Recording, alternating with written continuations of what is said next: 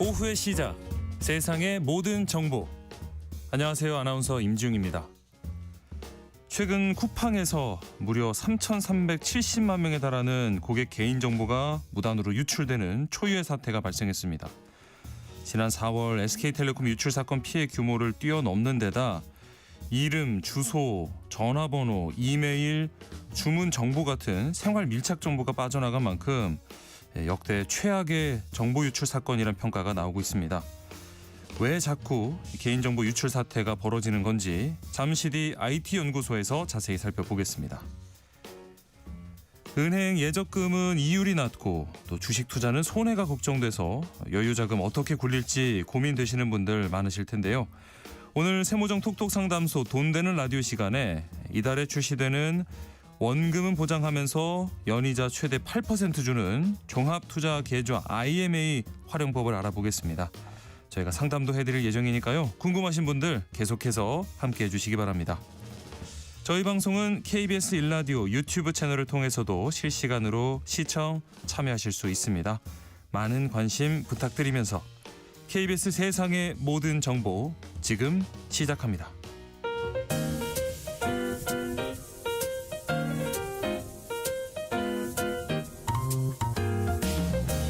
정신없이 바쁜 하루 놓치면 안 될 경제 사회 분야 뉴스를 한 번에 정리해드립니다. 하프타임 뉴스. 먼저 이 시각 주식시장 상황부터 살펴보겠습니다. 장현재 시황캐스터 연결돼 있습니다. 안녕하십니까? 안녕하세요. 자, 어제 코스피 지수는 롤러코스터 장세를 보이다가 3,920원대에 하락 마감했습니다. 오늘 현재 분위기는 어떨까요? 네, 지난 이거를 뒷걸음질 쳤던 코스피가 장 소반부터 뚜렷한 상승세를 보이고 있습니다. 현재 1.7% 오르면서 3,986선, 4,000피에 한층 다가서는 분위기입니다. 네. 반도체 업종을 중심으로 외국인과 기관의 매수세가 유입되면서 지수를 끌어올리고 있는데요. 현재 수급적으로는 외국인이 5,600억 원 가까이 순매수하고 있고요. 기관 역시 4,900억 원 넘는 사자 포지션 취하고 있습니다. 현재 개인들만 홀로 1조 원 넘게 팔아냅니다. 시가총액 상위 종목 대체로 상승합니다. 특히 반도체 수급 흐름이 좋은데요. 삼성전자가 2.5% 강세, SK하이닉스도 3.9% 급등하고 있습니다. 예. 코스피 지수 분위기하고는 다르게 코스닥 지수는 4거래일 연속 상승세에 이어갔거든요. 오늘 움직임은 어떨까요? 네, 오늘은 반대로 코스닥 지수는 코스피와 또 분위기가 사뭇 다릅니다. 하락 출발했었는데요. 지금 다행히 상승 반전했지만 상승폭 크지 않습니다. 강보합권 정도로 923선에서 움직임 전개됩니다. 네. 이쪽에서는 외국인들이 팔아냅니다. 1,771억 원 순매도하고 있고요. 반면 기관이 800억 원 매수 우위, 개인 역시 1,172억 원 순매수 기록하고 있습니다. 시가총액 상위 종목 중에서는 지금 펩트론이 2거래일 연속 급락합니다.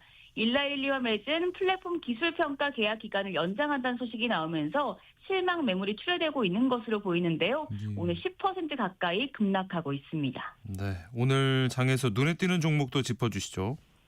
네, 오늘은 은행주가 주목받고 있습니다. 여야가 배당소득 분리과세에 대한 합의안을 내놨는데요. 은행주가 배당소득 분리과세 요건을 충족하기 위해서 배당을 크게 늘릴 것으로 예상되면서 은행주의 배당 매력이 부각되고 있습니다. 네. 최근 원달러 환율이 심상치 않습니다. 현재 환율 움직임은 어떻습니까? 네, 오늘 환율 1,471원으로 출발했는데요. 지금은 달러 약세, 원화 강세 국면입니다. 1,468원대 거래되고 있고요. 엔화와 유로화 약세입니다. 현재 일본 환율이 943원대, 유로화 환율은 1,704원대 거래되고 있습니다. 네, 장현재 시황캐스터와 함께했습니다. 고맙습니다. 감사합니다. 자, 하프타임 뉴스 임선우 뉴스캐스터와 이어가 보겠습니다. 안녕하십니까? 안녕하세요. 자, 먼저 이 한미 정상회담 결과물인 조인트 팩트시트 이 공동 설명자료 이행을 위한 첫 고위급 회의가 미국에서 열렸는데요. 어떤 이야기들이 오갔나요? 네, 한미 외교 차관이 미국 워싱턴 DC 국무부 청사에서 만남을 가졌는데요.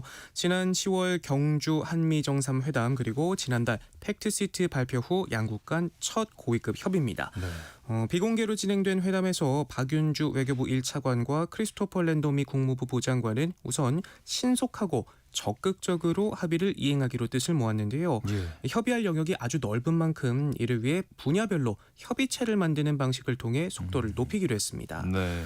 박 차관은 또 정상회담 당시 최대 성과 중 하나로 꼽히는 이 핵잠수함 연료 확보 약속과 관련해서도 협의가 본격적으로 이뤄질 수 있도록 함께 노력하기로 했다고 덧붙였는데 다만 이번 회담에서는 세부 내용까지는 논의되지 않았고 일단은 틀을 구축하는 단계라고 부연했습니다. 네.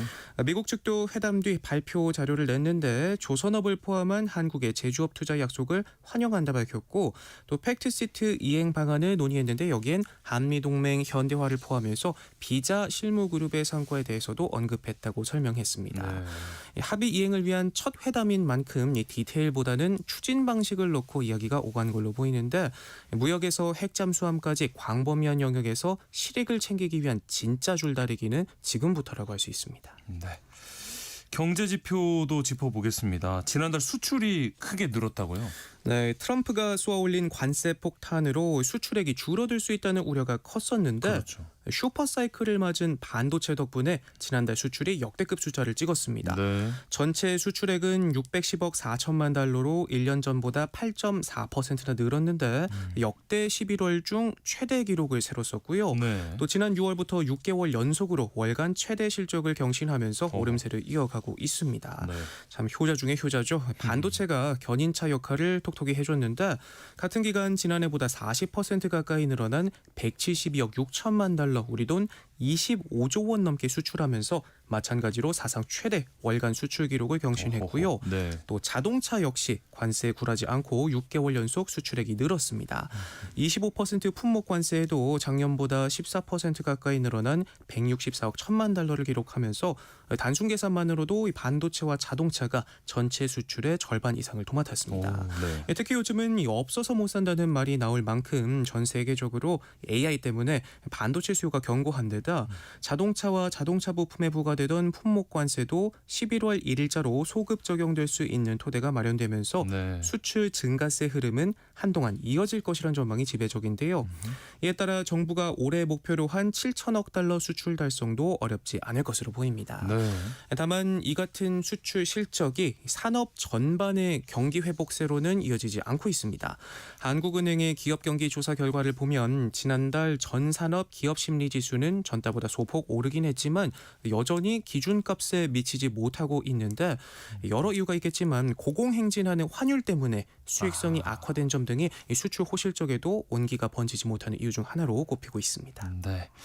그리고 오전에 이 소비자 물가 동향도 나왔던데요. 물가가 좀 여전히 불안한 흐름을 보이고 있다고요?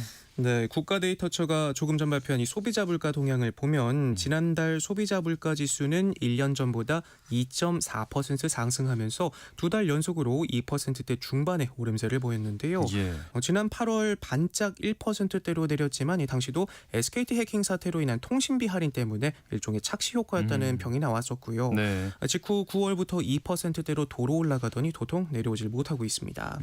특히 최근 하프타임에서도 계속해서 짚어봤던 이 고환율 여파가 서서히 수면 위로 올라오고 있습니다.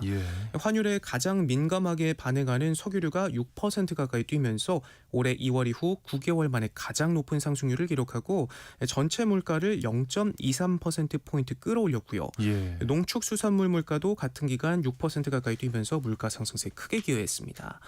전문가들은 환율 상승에 반응하는 물품들이 크게 올랐다면서 중장기적으로 가공식품이나 외식 물가 역시도 원재료 가격이 올라 상승 요인이 될 수 있다 짚었는데 고환율이 물가의 새 변수로 부상한 모습이고요. 이 때문에 생활 물가도 3% 가까이 올라 1년 4개월 만에 가장 높은 상승폭을 기록했습니다. 뛰는 소비자 물가의 한해는 경계심을 갖고 점검하겠다면서도 식료품과 에너지 등을 제외한 근원 물가 상승률이 2%로 완화됐다는 점에 주목하면서 향후 소비자 물가 상승률도 점차 2% 수준으로 낮아질 것으로 진단했습니다. 다음 소식은 자영업 하시는 분들 좀 환영할 만한 이야기인데 오늘부터 국세를 카드로 납부할 때 내는 수수료가 인하된다고요? 네, 맞습니다. 국세청이 오늘부터 소상공인이나 영세사업자가 국세를 신용카드나 체크카드로 납부할 때 내는 수수료를 낮춥니다. 납세자 세목 구분 없이 적용되는 납부 수수료율이 0.1%포인트 일괄 인하되고 부가가치세와 종합소득세를 납부할 때 이 수수료율이 신용카드는 0.8%에서 절반인 0.4%, 체크카드는 0.5%에서 0.15%로 내려가는데요. 예. 2016년 이후 9년 만입니다. 감면 대상은 부가세 기준 연매출 1억 400만 원 미만인 간이과세자 등인데 업종별로 차이가 있지만 종합소득세 기준 연매출 3억 원 미만 개인 사업자는 추가 혜택을 받을 수 있습니다. 네. 다만 연매출 1,000억 원 이상 납세자는 기존 수수료율이 유지된다고 하네요. 국세청은 이번 결정으로 신용카드 납부 기준 약 160억 원의 수수료 경감 효과를 예상했는데요. 작년 납세자들이 부담한 수수료만 1,500억 원에 달한다고 하니까 부담을 덜어줄 수 있을 것으로 기대가 되고요. 예. 또 오늘부터는 이 홈택스를 통해서 적용 수수료율도 확인이 가능하다고 하니까요. 혹시 세모전 가족분들 중에도 해당되는 분들 계시다면 체크해 보시면 좋을 것 같습니다. 네. 자, 어제 저희가 하프타임에서 금값 관련된 이야기를 나눴었는데 이 금보다 더 주목받고 있는 게 있다고요. 네, 시장에서 이 금 투자 열풍이 거세지만 조용히 따라오던 은혜의 존재감도 만만치 않습니다. 네. 오히려 더 큰 상승세를 기록하면서 각광받고 있는데요. 올 들어서만 70% 넘게 올라 같은 기간 약 50% 오른 금을 크게 앞질렀습니다. 네. 둘 모두 변동성 속 안전자산 선호 심리 수혜를 입었지만 은 같은 경우에는 여기에 공급 부족과 산업 수요 확대라는 추가 요인이 겹쳤던 분석이 나오는데요. 스마트폰부터 AI 반도체까지 다양한 산업 제품의 필수로 쓰이는 만큼 산업재이자 가치저장 자산이라는 두 마리 토끼를 다 잡았다는 평가와 함께 월가에서는 내년에도 가격 상승세가 이어질 것으로 보고 있습니다. 네. 특히나 이 시장에서 더 이상 달러를 못 믿겠다는 기조가 커지면서 은은 금과 함께 인플레이션 해지 수단으로서 존재감을 더욱더 키우고 있고 또 금과 은 같은 경우에는 이자 지급을 하지 않는 자산이기 때문에 금리가 내려갈 때 투자 매력이 강해지는 만큼 예. 연준의 스탠스에 따라서 내년 6월까지는 안정적으로 오르고 내후년에도 흐름을 이어갈 수 있을 것이라는 분석이 나옵니다. 네. 이 시장 이야기 조금 더 짚어보면요. 간밤에 일본의 금리 인상 예고에 시장이 흔들렸어요. 네, 또다시 엔캐리 트레이드 청산 공포가 떠오르면서인데요. 미국은 금리 인하 사이클을 이어가고 있는데 일본은행이 금리 인상 시그널을 내비치면서 이 같은 우려가 시장에 엄습했습니다. 예. 간밤 시장이 하락한 데에는 우에다 가주 총재 발언이 한몫했는데 금리 인상의 장단점을 검토한 뒤 적절한 결정을 내리겠다며 정책 전환 가능성을 시사했습니다. 네. 그동안 시장은 낮은 금리의 엔화를 차입해 고수익 자산에 투자하는 이 엔캐리 트레이드에 나섰는데 일본은행이 금리 인상에 나서면 이를 청산하는 세력이 나올 수밖에 없다는 지적이 빠르게 확산하면서 10년물 국채 금리는 1.85%까지 올라 2008년 6월 이래 최고치를 기록했고요. 어이구. 엔화도 달러 대비 0.5% 올랐습니다. 뉴욕 증시도 미끄러졌고요. 또 반등하나 싶던 비트코인도 밤사이 크게 빠지면서 8만 5천 달러대까지 밀렸는데 네. 엔캐리 트레이드 청산 우려도 커진 데다 비트코인 큰손 세력들이 한 달 새 비트코인을 대거 팔아치우면서 레버리지 포지션이 강제 청산되자 하락폭이 거세졌고요. 또 유명 디파이 플랫폼인 연파이낸스에서 해킹 사태가 발생한 것도 아하. 대규모 매도를 촉발했습니다. 네. 또 하나 눈여겨볼 만한 점은 비트코인 비투로도 유명한 기업이죠. 스트래티지의 마이클 세일러 회장이 의미심장한 발언을 남기면서 어깨를 술렁이게 했는데요. 네. 죽어도 비트코인은 팔지 않겠다더니 돌연 자신의 소셜미디어 계정에 그린닷을 추가하기 시작하면 어떨까라는 글을 남겨 주목받고 있습니다. 네. 통상 매수 시점과 규모를 주황색점을 통해서 나타낸다는 점에서 시장은 이를 간접적인 매도 신호로 해석하고 있고요. 아하. 또 동시에 CEO인 퐁 리도 구체적인 시나리오와 함께 필요하다면 비트코인을 매도할 수도 있다고 언급해 의구심을 키우고 있는데 네. 절대 팔지 않겠다던 기존 입장과 달리 회사의 존립과 주주가치 방어를 위해선 특정 조건에서 매도 버튼을 누를 수 있다는 가능성을 처음으로 시사한 겁니다. 이 밖에도 그간 돈줄 역할을 톡톡히 오던 현물 ETF에서는 힘을 실어주던 기관들이 흥미를 잃고 털어내기 시작하면서 자금이 줄줄이 새어나가고 있고 든든한 백이었던 트럼프의 조기 레임덕 우려까지 커지면서 좀처럼 호재를 찾기 힘든 보릿고개를 넘고 있습니다. 네. 자, 다음 소식은요. 정부가 이 치킨 중량 표시제를 시행하기로 했는데 이게 어떤 내용인가요? 요즘 왠지 모르게 치킨이 갈수록 작아진 것 같다 느꼈는데 저만 그렇게 생각한 건 아닌 것 같습니다. 맞아요. 네, 정부가 직접 나서서 치킨집이 메뉴 가격은 그대로 두고 무게를 줄이는 이 꼼수 인상, 이른바 슈링크플레이션을 방지하기 위해 중량 표시 제도를 도입하기로 했는데요. 예. 오는 15일부터 메뉴판에 가격과 함께 그램이나 호 단위로 닭고기의 조리 전 총 중량을 명시하도록 했습니다. 치킨 중량 표시제는 BHC와 BBQ 치킨, 교촌 치킨 등 10대 가맹본부와 소속 가맹점에 적용되는데 네. 자영업자 부담을 고려해서 내년 6월 말까지는 계도 기간으로 운영을 하되 이후에는 일단 시정 명령을 내리고 반복적으로 위반하면 영업 정지 처분까지도 내린다고 합니다. 네. 또 치킨뿐만 아니라 가공식품 가격 변동 규율도 강화하는데 앞으로는 단위 가격 인상을 충분히 알리지 않으면 제조 정지 명령을 받을 수도 있습니다. 네. 우리가 또 먹는데 진심인 민족이잖아요. 그렇죠. 다른 것도 아니고 먹는 걸로 장난치는 일은 이제 더 안 봤으면 합니다. 네.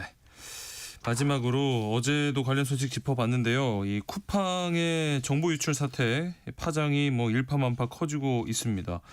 징벌적 손해배상 얘기까지 나오고 있어요. 네, 안 쓰는 사람을 찾기도 힘든 쿠팡인데 무려 3천만 명이 넘는 고객들의 정보가 털렸죠. 관리 부실에 그것도 모자라 늑장 대응으로 공분을 사고 있는데 개인정보보호법을 위반하면 매출액의 3%까지 과징금을 물릴 수 있는 만큼 이번 사태로 최대 1조 원대 과징금을 내야 할 수 있다는 전망까지도 나오고 있고요. 예. 여기에 정부는 말씀하신 것처럼 이 징벌적 손해배상 제도까지 언급하고 나섰습니다. 네. 강훈식 대통령 비서실장은 징벌적 손해배상제가 사실상 작동하지 않고 있고 이 때문에 대규모 유출 사고를 막는 데 한계가 있다 지적했고요. 이재명 대통령도 과징금을 강화하고 징벌적 손해배상 제도를 현실화하는 등 실질적인 대책을 마련해달라 주문하기도 했습니다. 네. 이 쿠팡 개인정보 유출 사태, 이커머스 보안 문제는 잠시 뒤 IT연구소에서 전문가와 자세히 다뤄보겠습니다. 하프타임 뉴스 오늘 여기까지 하겠습니다. 임선우 뉴스캐스터와 함께했습니다. 고맙습니다. 고맙습니다. KBS 라디오 세상의 모든 정보 함께하고 계신 지금 시각 12시 37분을 향해 가고 있습니다. 이 시각 교통정보 알아보겠습니다. 네, 이 시각 교통정보입니다. 북쪽에 찬 공기가 남하면서 12월 들어 낮 기온은 점점 더 떨어지고 있습니다. 대기도 건조해서 겨울철 불씨관리, 차량관리 잘 해주셔야겠는데요. 점심시간을 지나며 교통량은 줄어있지만 돌발 구간이 있어 남부권부터 살펴 올라가면요. 광주 대구고속도로 광주 방향으로 함양 삼삼골 휴게소 부근 2차로와 갓길에서 화물차 사고 처리 중입니다. 차로가 많지 않아 조심히 지나셔야겠습니다. 부산 쪽 중앙선 금대 2터널에서 치악 2터널 사이로는 1차로를 막고 도로 포장 작업하고 있는데요. 여파로 남원주 부근 통과 무척 힘겨워졌고요. 평택 시흥고속도로 평택 쪽으로도 군자 분기점 3차로의 작업 때문에 부근 서행합니다. 서울시내 잠실 쪽 올림픽대로는 천호대교 앞 둔 1, 2차로가 보수 작업으로 차단된 상태입니다. 뒤로 여파를 크게 받습니다. KBS 교통정보센터에서 공인혜였습니다. 세상의 모든 정보는 청취자분들의 관심과 참여를 기다립니다. 방송 들으시면서 궁금한 점이 있거나 의견 공유하고 싶은 분들 계시면 문자 보내주세요. 추첨을 통해 모바일 쿠폰 보내드리겠습니다. 참여하실 번호는 샵 9730이고요. 짧은 문자 50원, 긴 문자 100원의 이용료가 부과됩니다. 콩 게시판을 통해서는 무료로 참여하실 수 있고요. KBS 1라디오 유튜브 채널을 통해서도 실시간으로 시청 참여하실 수 있습니다. 빠르게 변하는 IT 세계 속 주목할 만한 이슈들을 짚어보는 IT 연구소 시간입니다. IT 커뮤니케이션 연구소 김덕진 소장과 함께합니다. 안녕하십니까? 네, 안녕하세요. 반갑습니다. 김덕진입니다. 자, 국내 유통업계 1위인 쿠팡에서 네. 사상 초유의 이 개인정보 유출 사태가 발생했습니다. 지금까지 파악된 피해 규모가 3,300만여 건인데 네. 쉽게 가늠도 되지 않아요. 어떤 경로로 유출된 겁니까? 네, 말씀하신 것처럼 국내 경제 활동 인구가 한 2,969만 명 정도로 추산이 되거든요. 네. 그러니까 우리나라 경제 인구 이상이다. 이렇게 하면 이게 놀라운 수준이죠. 그런데 이게 어떻게 유출된 거냐?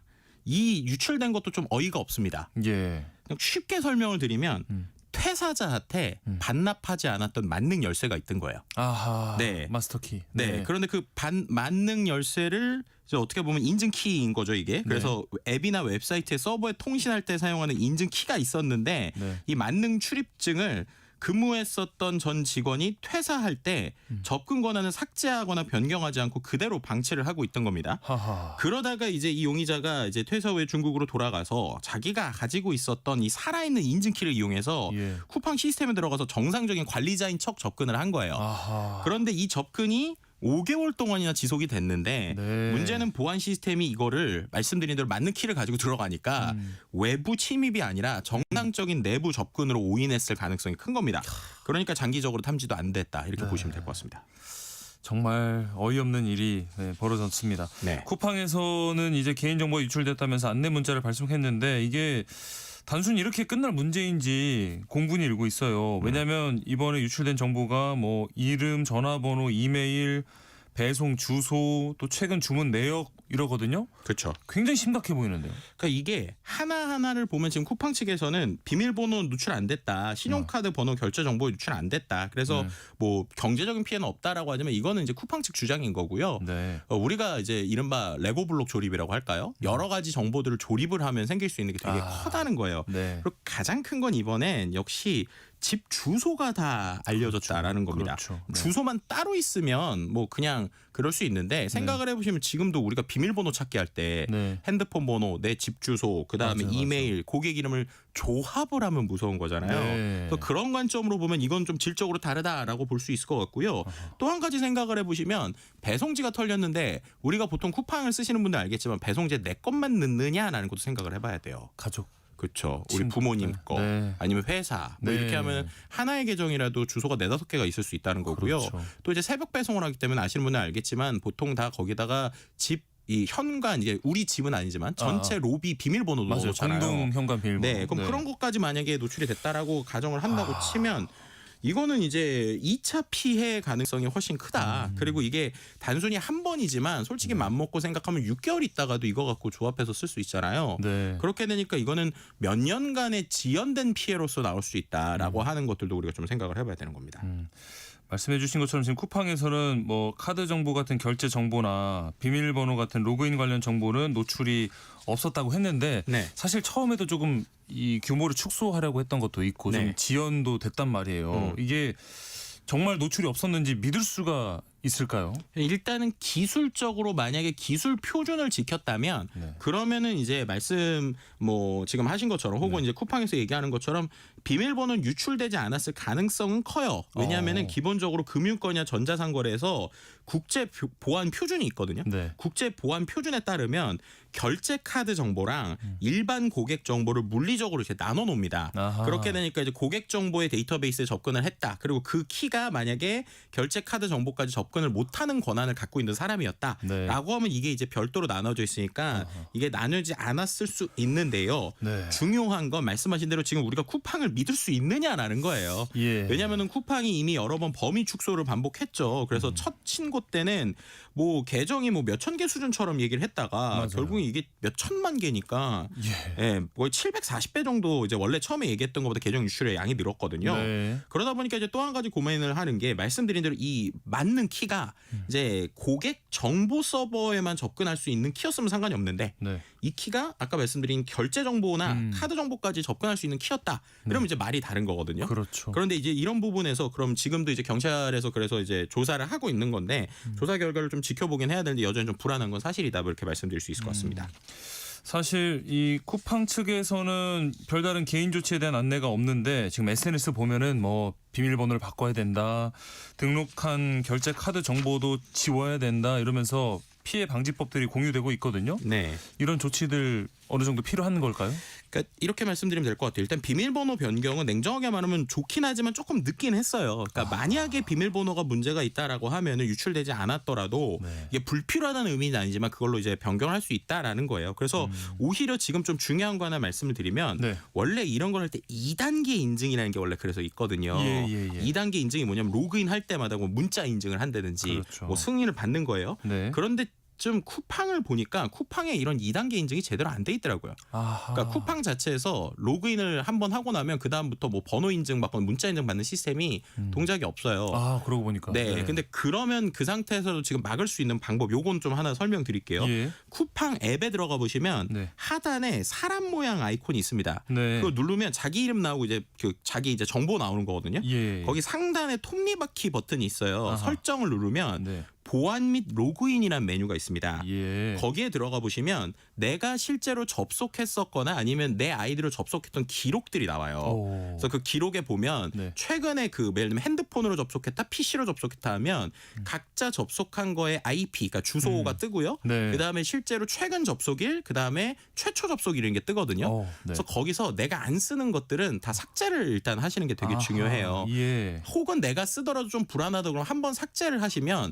이게 삭제되고 나면 첫 로그인 할 때는 이제 번호 인증을 한번 받거든요. 네. 그래서 이제 내가 거기 보면 생각보다 되게 많은 기기가 등록돼 있을 확률이 높으실 거예요. 예. 그래서 안 쓰는 것들 일단 최대한 삭제를 해놓으시는 게 좋다. 아하. 그리고 또 한 가지 불편하겠지만 한동안은 내가 만약에 현실적인 조치로 할 수 있는 건 쿠팡에 자동으로 연동돼 있는 신용카드 네. 이걸 일단 좀 삭제하시는 게 현실적으로 가장 좋은 방법이긴 합니다. 왜냐하면 그러네요. 이렇게 되면은 뭔가 털리더라도 내 카드까지 털리진 않으니까 네. 한 불편은 하겠죠. 로그인 할 때마다 카드 정보를 넣어야 되니까. 결제할 때마다. 네. 근데 그러더라도 지금은 조금 그런 것들이 안전성에 있어서는 좀 필요하다라고 말씀드릴 수 있을 것 같고요. 네. 또 한 가지 특히나 요즘에는 그 해외 직구 많이 하시는 분들 있잖아요. 네. 이런 분들 같은 경우는 혹시 모를 상황을 대비해서 개인 통관 고유 부호라는 게 있거든요. 아, 그렇죠. 그것도 좀 웬만하면 내가 쿠팡으로 많이 쓰신다 하시는 분들은 예. 이것도 한번 그 온라인으로 변경하시는 걸 추천을 드려요. 아하. 왜냐하면 이 통관 보유 번호가 이제 인증이 되면 유출이 되면 네.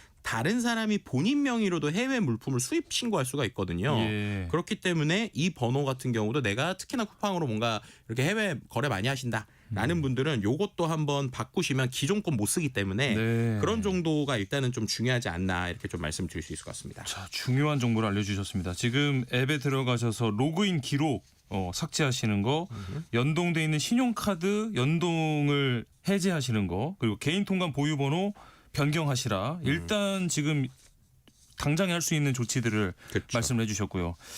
아, 이게 사실은 올해만 해도 지금 벌써 여러 번이거든요. 뭐 SKT, KT, 롯데카드, 지금 쿠팡까지 통신사, 금융사, 플랫폼, 주요 기업 모두가 대상이 돼서 네. 사실상 뭐 전 국민 정보가 다 털렸다. 뭐 이런 말이 과장이 아닌 것 같아요. 말씀하신 대로 그게 좀 공감이 될 수밖에 없는 이유가요. 올해 좀 일종의 거의 뭐 참사 수준이다라고 말씀을 드릴 수가 있을 것 같아요. 네. 역대 최악의 이 계속 그 해킹 사태들이 있었죠. 뭐 예. SKT가 4월에 한 2,300만 정도의 피해가 있었고 네. 또 8월에 롯데카드가 한 297만 명, 또 네. KT가 9월에 또 쿠팡이 이번 11월까지 정말 국내 역대 최대 규모들이 있었고 이런 걸 좀 계산을 해보니까 네. 유출 중복을 좀 이제 중복 유출을 감안하더라도 산술적으로 국민 1인당 1년 동안 평균 한 6번에서 7번 정도 그 정도 그러니까 1년이 아니고 지금 10년 동안에 누적을 해보면 네네. 예, 국민 1인당 평균 6번에서 7번 정도 자신의 정보가 유출이 됐다.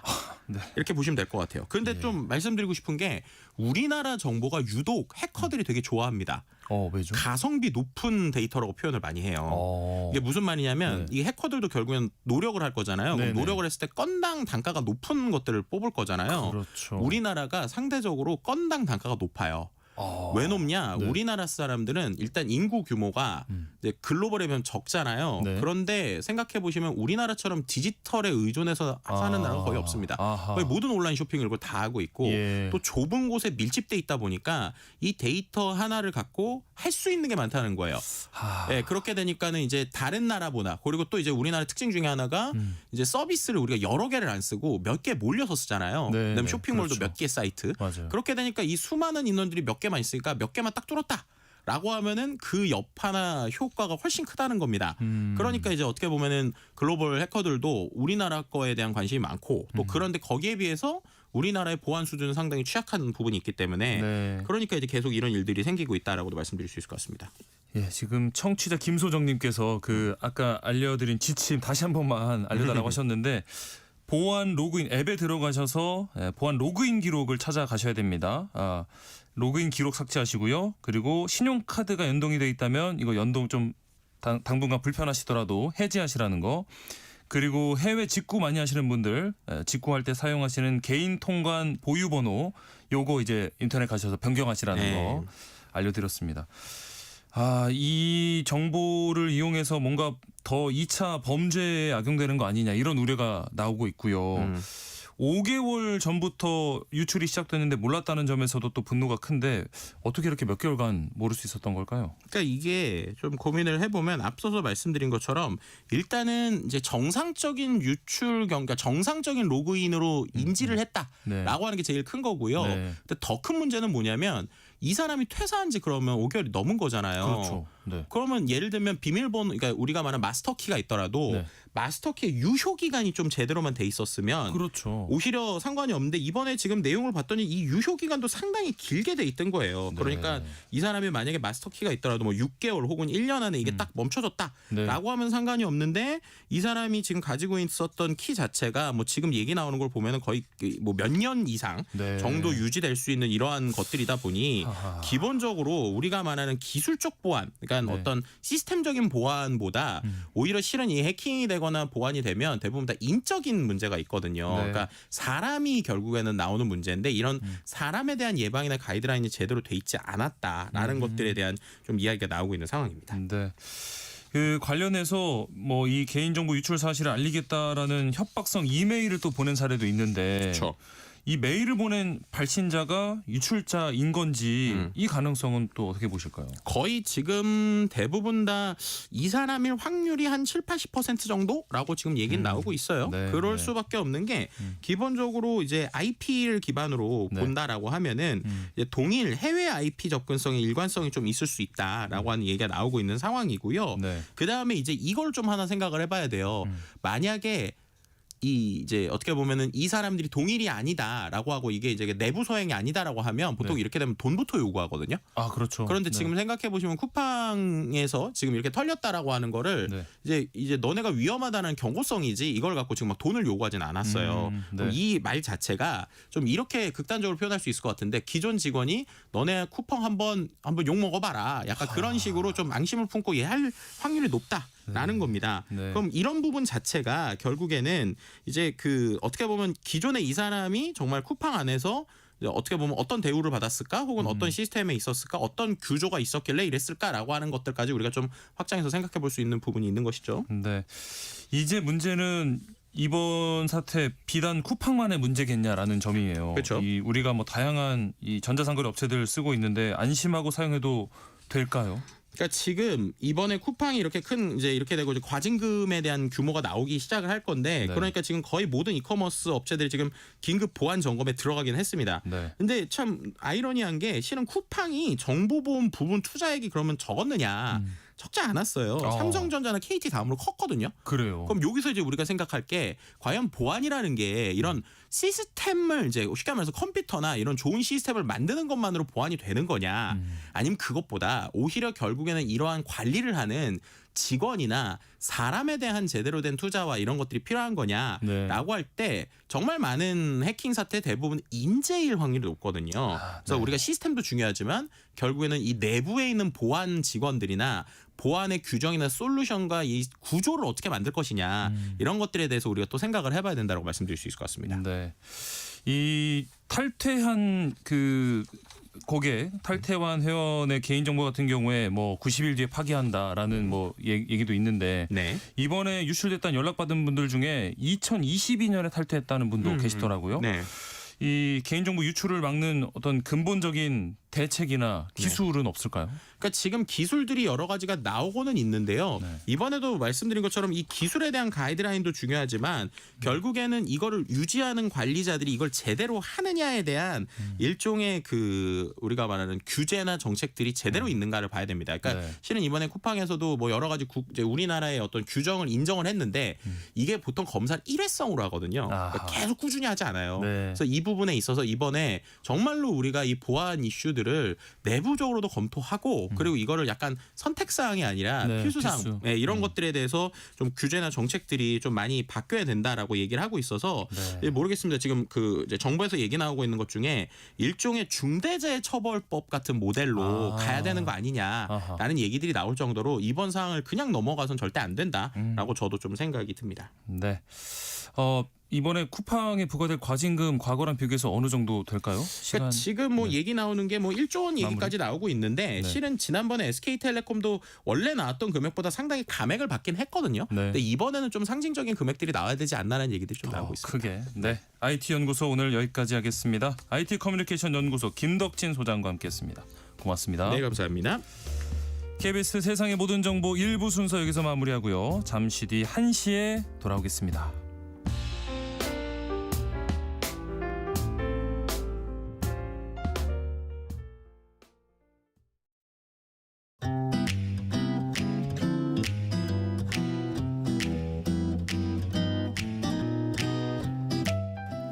안녕하세요. 바른말 고운말입니다.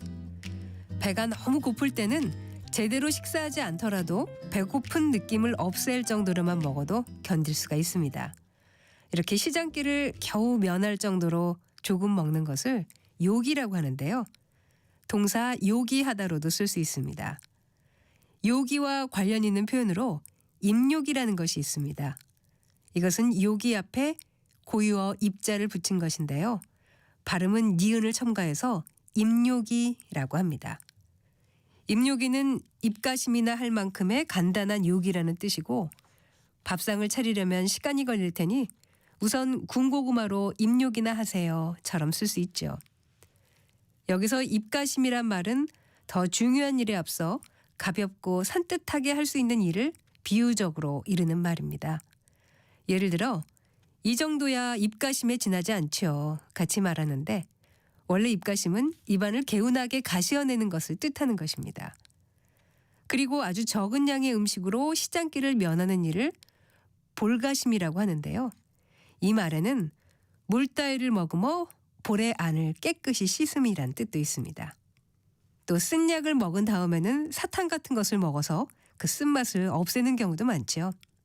이렇게 약을 먹은 뒤에 다른 음식을 먹어 입을 가시는 일 또는 그 음식을 가리켜 약가심이라고 합니다. 지금까지 바른말 고운말 아나운서 국혜정이었습니다.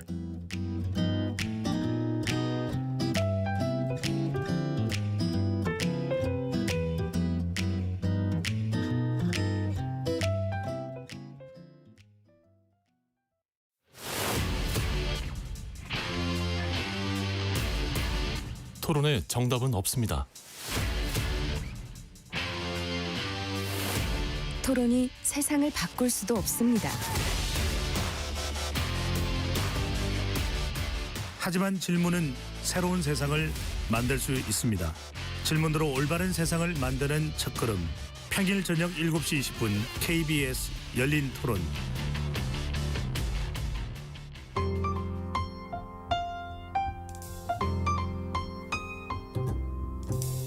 어떤 하루 보내고 계신가요? 눈코 뜰 새 없이 바쁘게 지나가는 한 주. 따뜻한 시선으로 하루를 마무리합니다. 당신을 위한 지식 쉼터. 오늘 밤 일라디오. 월요일부터 금요일. 매일 밤 10시 5분에 시작합니다.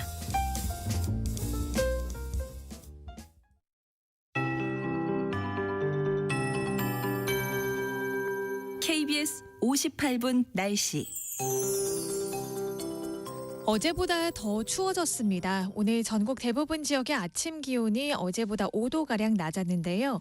한낮에도 대부분 지역 기온이 5도 안팎에 머물겠고 찬바람이 강하게 불어서 더 춥게 느껴지겠습니다. 낮 기온 서울 2도, 체감온도는 영하 2도까지 내려가겠고요. 그 밖의 지역도 대전 6도, 전주 7도, 대구 10도로 어제보다 4도에서 7도가량 낮겠습니다. 종일 따뜻하게 입으셔야겠습니다. 오후부터는 찬바람이 더욱 강해지면서 오후부터 추위가 갈수록 더 매서워지겠습니다. 밤 9시를 기해서는 수도권과 강원, 충청 북부와 경북 북부 내륙 지역에 한파특보가 발효되겠는데요. 이들 지역의 내일 아침 기온은 영하 10도 안팎으로 떨어져 매우 춥겠고요. 그 밖의 지역도 영하 5도 안팎까지 내려가 내일 아침에는 오늘보다 옷차림을 더 단단히 해야겠습니다. 오늘 쾌청한 날씨 속에 건조특보가 발효 중인 강원 동해안 지역에서는 계속해서 산불 조심해야겠습니다. 밤부터는 충남 서해안과 전북 서해안, 제주도에 비나 눈이 시작되겠고요. 내일은 그 밖에 호남 내륙으로도 확대되겠습니다. 제주도 산지에는 최대 10, 충남 서해안과 호남 서해안에 3에서 8cm의 많은 눈이 내려 쌓이겠고요. 습기를 가득 머금은 무거운 눈이라서 시설물 붕괴 피해 없도록 대비해야겠습니다. 현재 서울의 기온은 3도입니다. 조하늘입니다.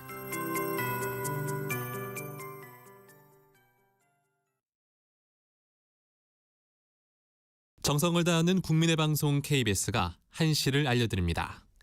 AM 711kHz, FM 97.3MHz, KBS 1라디오입니다. HLKA.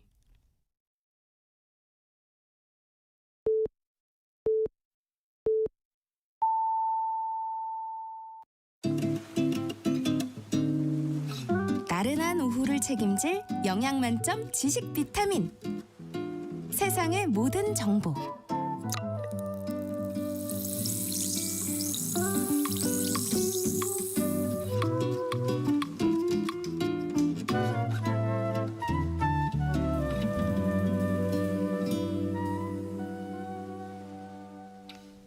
세상의 모든 정보 2부 시작합니다. 오늘 2부에서는 정치 국제 이슈를 전해드리는 오늘의 뉴스 하고요. 세모정 톡톡 상담소 화요일 코너 돈 되는 라디오 시간이 기다리고 있습니다. 오늘은 12월에 출시 예정인 종합투자 계좌 IMA에 대해서 자세히 알려드릴 예정인데요. 이 원금은 보장하면서 연 이자를 최대 8% 준다고 해서 투자자들의 관심을 모으고 있죠. 연내 출시 앞두고 있는 종합투자 계좌 IMA에 대해서 궁금한 분들 문자 보내주시기 바랍니다. 저희가 상담도 해드리고요. 또 추첨을 통해서 5분께는 커피와 베이글 모바일 쿠폰도 보내드리겠습니다. 문자 보내실 곳은 샵 9730번입니다. 짧은 문자는 50원, 긴 문자는 100원의 정보 이용료가 있고요. 콩 게시판에서는 무료로 참여하실 수 있습니다. 그럼 먼저 라디오 정보센터 뉴스 듣고 오겠습니다. 이재명 대통령은 12.3 불법 비상계엄 1주년을 하루 앞둔 오늘 곳곳에 숨겨진 내란의 어둠을 온전히 밝혀내야 한다면서 계엄 저지와 함께한 국민들에게 표창 등을 수여하겠다고 밝혔습니다. 또 군사 쿠데타 등 국가 권력 범죄에 대해서는 나치 전범을 처리하듯 해야 한다고 강조했습니다. 김건희 특검팀이 윤석열 전 대통령 후보와 박성재 전 법무부 장관의 대화 기록 확보를 위해 박 전 장관의 휴대전화 등을 압수수색하는 한편 도이치모터스 주가 조작 사건 등 기록 확보를 위해 서울중앙지검과 대검 압수수색에도 나섰습니다. 또 양평고속도로 노선 변경 의혹과 관련해 윤 전 대통령 인수위에 파견됐던 국토교통부 공무원을 피의자로 소환했습니다. 내란 특검 수사의 마지막 분수령이 될 것으로 보이는 국민의힘 추경호 전 원내대표에 대한 구속영장 심사가 오늘 열립니다. 여야가 내년도 예산안 처리 시한인 오늘 정부 원안인 728조 원 규모로 예산을 처리하기로 합의했습니다. 지금까지 라디오 정보센터 뉴스 정원나였습니다.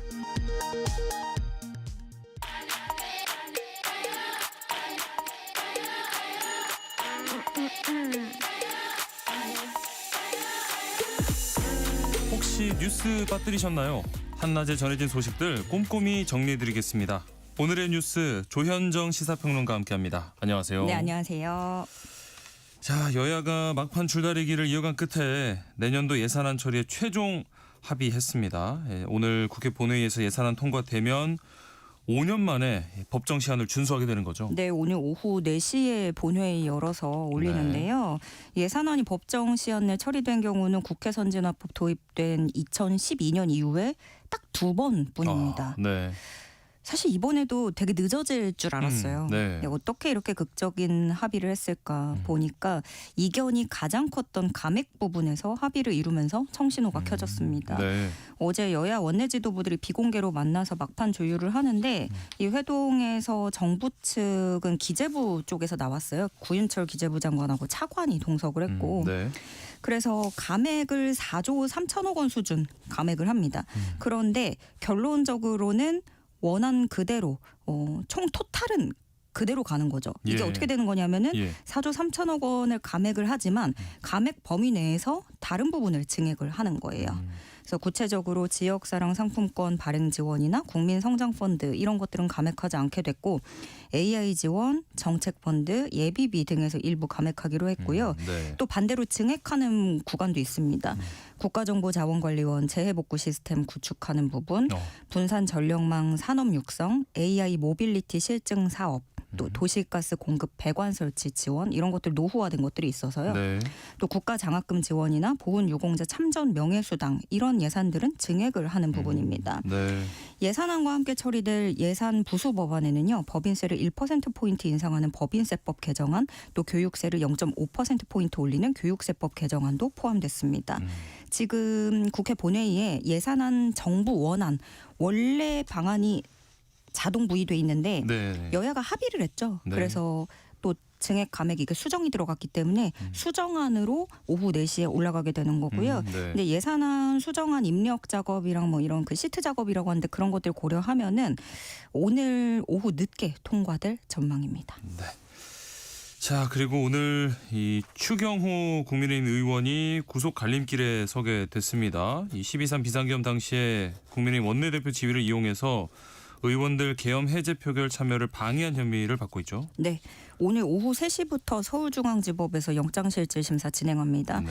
그 당시 추경호 의원은 계엄 선포 이후에 비상의원총회를 소집했는데 장소를 국회로 오라고 했다가 당사로 오라고 했다가 국회로 오라고 했다가 다시 당사 네. 예, 이렇게 변경을 했었어요. 네. 그래서 결과적으로는 국회 계엄 해제 투표를 할 때 국민의힘 의원들이 많이 못 왔잖아요. 네. 국힘 의원이 108명인데 90명이 참여를 하지 않은 상태에서 네. 가결됐습니다. 예. 특검팀은 최근에 또 국회에서 근무하는 정당 관계자를 참고인 신분으로 조사를 했는데 그 과정에서 12월 19일에 추경호 의원이 국회 엘리베이터에서 만났을 때 요즘 고생 많지 않느냐. 계엄에서 잘 됐으면 이런 얘기도 안 나왔을 텐데 라고 말했다는 진술을 확보하기도 했습니다. 네. 추경호 의원은 특검팀이 제기한 이런 의혹들 전부 부인하고 있고요. 추경호 의원 영장이 발부되느냐 기각되느냐 이거는 여야도 초미의 관심사이긴 하지만 내란 특검팀으로서도 수사 성패를 가늠하는 마지막 분수령이 될 전망입니다. 네. 구속 여부는 이르면 오늘 오후 늦게 혹은 내일 오전 결정될 것으로 보입니다. 네. 자, 그리고 평양 무인기 침투 의혹으로 추가 기소된 윤석열 전 대통령이 오는 23일에 이 구속기간 연장 여부를 위한 법원 판단을 받게 된다고요. 네, 어제 윤석열 전 대통령하고 김용현 전 장관, 여인영 전 사령관 첫 공판 준비 기일이 있었잖아요. 네. 이날 재판부가 이 세 사람에 대한 구속신문 기일을 진행하겠다는 사실을 밝혔어요. 예. 이 구속신문이 뭐냐면 재판부가 피고인 구속의 필요성을 판단하고자 검사 측, 피고인 측 양쪽 의견을 듣는 절차인데 네. 그러니까 구속의 필요성을 따져본다는 거잖아요. 네. 형사소송법상 1심 구속기간이 6개월인데 최대 6개월인데 네. 다른 사건이나 혐의로 또 구속 필요성이 인정이 되면 법원 심사 거쳐서 구속이 유지됩니다. 네. 근데 이번 구속신문은 내란 특검팀이 요청을 해서 그에 따른 거고요. 구속신문 기일 일정 나온 걸 보니까 김용현 전 장관이 12일, 여인영 전 사령관이 16일, 네. 윤석열 전 대통령이 23일 이렇게 됐는데요. 이 신문은 뭐 기밀도 있고 해가지고 비공개로 진행이 되고 중계도 허용되지 않습니다. 예. 다만 이렇게 잡힌 일정도 구체적으로는 좀 달라질 수 있어요. 이게 특히 그 재판부가 심리한다고 계획을 밝히자마자 변호인단 측에서 반발을 했거든요. 아하, 크게. 네. 예. 그래서 윤 전 대통령 구속 기한이 내년 1월 18일까지고요. 네. 김용현 전 장관은 이번 달 25일, 여인영 전 사령관은 다음 달 2일 구속 만기입니다. 그래서 아무리 길어봤자 윤 전 대통령 그 한 달 정도? 예. 네. 전부 이제 이번 달, 다음 달 이렇게 그렇죠. 풀려나게 되는 거라서 이번에 구속신문 기일 상태를 보고 이제 또 다시 구속기한이 연장될 수 있을지 이런 것도 관심사로 떠올랐습니다. 네. 자, 다음 소식으로는요. 김건희 특검팀이 이 정치자금법 위반으로 오세훈 서울시장을 기소했다는 소식입니다. 네, 오세훈 서울시장과 강철원 서울시 정무부시장, 사업가 김한정 씨를 정치자금법 위반 혐의로 불구속 기소했습니다. 네. 그 오세훈 시장이 2021년 그 서울시장 보궐선거 앞두고 네. 명태균 씨로부터 여론조사 결과를 받아보고 근데 그 여론조사에 돈을 댄 게 후원자라고 하는 이 사업가라고 하는 김한정 씨가 3,300만 원을 대납하게 했다라는 혐의를 받고 있는 건데요. 예. 이 특검팀의 시각으로는 명태균 씨가 오세훈 시장 부탁을 받아서 총 10번에 걸쳐서 서울시장 보궐선거에 관한 공표, 비공표 여론조사를 진행했다라고 파악을 하고 있는 거고요. 네. 이 과정에서 명태균 씨가 강철원 전 부시장과 서울시 정무부시장하고 연락 주고받으면서 설문지도 공유하고 여론조사를 진행한 것으로 특검팀은 보고 있습니다. 네. 네. 현행법상 선거하고 관련된 여론조사 비용은 정치자금으로 신고를 해야 돼요. 네. 이거를 후원자가 대신 지불한다 이렇게 되면은 불법 정치자금 수수에 해당하게 되는 거죠. 네. 근데 오세훈 시장은 대납 의혹에 대해서 줄곧 부인을 해왔잖아요. 예. 오세훈 시장이 이번에도 특검 기소 이후에 입장문을 바로 냈는데요. 민주당 하명 특검에 오세훈 죽이기는 때때로 되지 않을 것이다. 대한민국 사법권이 정적을 제거하는 숙청 도구로 전락했다. 이렇게 밝혔습니다. 그 재판에서 쟁점이 될 거는 이겁니다. 오세훈 시장이 김한정 씨에게 여론조사 비용을 대신 내라고 요청을 했는지 네. 그리고 이것을 김한정 씨가 공모했는지 이 여부를 가려내는 거 이게 핵심이 되겠고요. 네. 내년 지방선거 반년 앞두고 있는 때인데 서울시장이 또 최대 승부처 자리잖아요. 그렇죠. 예, 그래서 어떤 영향을 미칠지도 주목됩니다. 네. 자, 국회로 넘어가서요. 이 국회 법사위에서 내란 전담 재판부 설치와 또 법 왜곡죄 관련 법안들이 의결됐는데 야당은 거세게 반발하고 있고요. 네, 요지는 12.3 계엄 사태 관련해서 윤 전 대통령 등이 연루된 내란 사건을 전담 처리하는 내란 전담 재판부를 설치한다는 내용 이게 골자가 되고요. 예. 여기에 더불어서 판검사가 재판이나 수사 과정에서 법을 고의로 왜곡하거나 사실관계를 조작한 경우가 있다면 이것을 처벌할 수 있는 법안. 이거는 법 왜곡죄라고 합니다. 네. 그리고 공수처가 원래는 그 직무 관련 범죄를 보는데 모든 고위공직자 범죄를 다 직무 관련 범죄를 넘어서 네네. 범죄를 수사할 수 있도록 하게끔 하는 공수처법 개정안도 법안소에 통과했습니다. 또 형사소송법상 피고인의 구속기간이 아까 말씀드린 대로 최대 6개월까지로 규정이 돼 있는데 예. 특별법에서는 이 내란죄, 외환범죄 관련된 부분이라면 구속기간을 1년까지 연장을 하자 이런 내용도 있고요. 예. 국민의힘은 이 법안에 반대를 해서 소위 의결하기 직전에 회의장을 이석했어요. 나경원 의원은 내란 전담 재판부는 결국 내란 유죄 판결을 위해 판사를 골라 쓰겠다는 것이다. 나치 재판부도 충성도 높은 사람으로 판사를 골랐다. 이렇게 비난했습니다. 네. 이번 법안에는 그 내란범 같은 경우에는 사면 복권, 감형 등을 제한하는 내용도 특별법에 담겨 있는데 그러니까 내란범들이 구속기간이 계속 막 만료가 되고 풀려나는 거 아니냐, 이대로 흐지부지 되는 거 아니냐 이런 걱정하는 목소리가 크다는 게 민주당의 주장이고요. 네. 이 내란 전담 재판부로 다시 좀 돌아가 보면은 내란 전담 재판부를 1심부터 두겠다라는 내용이 있어서 이게 본회의까지 통과된다면 지금의 지기현 판사가 담당하고 있는 윤 전 대통령 1심 재판도 내란 전담 재판부로 넘어갈 수 있게 됩니다. 네. 자, 그리고 검찰이 이 이진숙 전 방송통신위원장 공직선거법 등 위반 사건을 다시 수사하라고 경찰에 돌려보냈다고요? 네, 이진숙 전 위원장이 이게 지난 10월 달이었어요. 네. 자택에서 체포됐었잖아요. 네. 그 장면도 굉장히 임팩트가 있었는데 그렇죠. 이틀 후에 체포적부 심사 거쳐가지고 법원의 명령으로 석방이 되면서 네. 이게 과연 적절한 절차였느냐 이거에 예. 대해서 논란이 일었단 말이죠. 네. 네, 이진숙 전 위원장은 그 지난해 9월, 10월, 올해 3, 4월 이렇게 해서 방송통신위원장임에도 불구하고 보수 성향 유튜브 채널 이런 데 뭐 출연을 해가지고 네. 정치적으로 상당히 편향된 발언을 하거나 대통령 선거에도 영향을 미치는 사전 선거 운동을 한 혐의를 받고 있습니다. 그런데 검찰이 이 공직선거법 등 위반 사건을 다시 수사하라면서 경찰에 돌려보낸 거죠. 예. 이거는 지난달에 경찰이 이 이진숙 전 위원장을 불구속 송치한 지 12일 만에 검찰이 이렇게 돌려보낸 거고요. 네.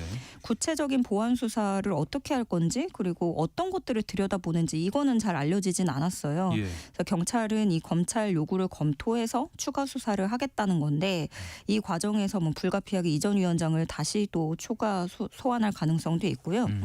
경찰 입장은 체포영장 집행이나 이런 것들 중에 불법이었던 게 없다. 네. 수사는 모두 적법했다라는 입장인데 일단 모양새는 검찰이 사건을 돌려보냈다는 거기 때문에 네. 뭐 사실상 수사가 미진했다라는 부분을 지적을 하고 있는 거거든요. 네. 그런 만큼 이게 또 정치적인 쟁점도 있는 내용이라서 논란이 재점화될 가능성이 제기됩니다. 마지막으로 이 소식 하나 더 보겠습니다. 더불어민주당 장경태 의원 이 성추행 의혹이 번지면서 의원직 사퇴 목소리도 커지고 있는데 2차 가해 논란도 상당한 것 같아요. 예. 일단 새롭게 드러난 사실을 조금 추가를 해서 소개를 해드리면은요. 네. 이 장경태 의원을 이날 이 자리 술자리로 부른 게 다른 의원실의 비서관이었고 예. 이 불렀다고 하는 비서관도 다른 성추행 혐의로 검찰 수사를 받고 있는 걸로 확인이 됐습니다. 네. 이 JTBC 취재에 따르면 장경태 의원 술자리로 불러낸 거는 이준석 개혁신당 대표실의 5급 비서관 A씨인데 예. 이준석 의원실의 5급 비서관이면서 또 다른 성추행 혐의가 있는 사람이다라고 한다면 네. 최근에 기사화되고 논란이 됐던 한 명으로 좀 좁혀지긴 하거든요. 예. 일단 민주당은 윤리검찰단이 정청래 대표 지시로 진상조사에 나선 상태인데요. 네. 그렇지만 늘 그랬듯이 2차 가해가 문제가 되고 있습니다. 이런 것들은 뭐 늘 반복되는 일 같아요. 성추행 의혹은 아니지만 예전에 그 강선우 의원 때도 그랬고, 네. 그러니까 이게 감싸려고 하는 지지자들이 있고, 이거는 처벌을 해야 된다, 징계해야 되고 사퇴해야 된다라고 얘기를 잘라내야 한다고 하는 지지자들이 있고, 네. 이렇게 되면서 지지자들끼리도 서로 공세를 펴고 있고요. 그렇죠. 또 일부 지지자들은 왜 여당 의원이 개혁신당 비서관이 그 술자리에 술자리. 가 있느냐 상당한 불만을 또 드러내고 있습니다. 네. 국민의힘도 장경태 의원의 성폭력에 이은 뻔뻔한 2차 가해가 도를 넘고 있다면서 의원직 사퇴를 촉구하고 있고요. 각종 여성단체들도 맹비난을 하고 있습니다. 네. 한국여성단체협의회는 우리 사회에는 권력자의 성추문 사건이 생기면 가해자는 일단 부인하고 가해자 주변 인물들이 나서서 피해자를 역공격하고 2차 피해를 주는 나쁜 패턴이 반복되고 있다면서 수사기관은 신속하고 공정한 수사를 통해서 엄중한 책임을 물어야 된다라고 밝히고 있습니다. 네. 오늘의 뉴스 여기까지 하겠습니다. 지금까지 조현정 시사평론가와 함께했습니다. 고맙습니다. 네, 고맙습니다.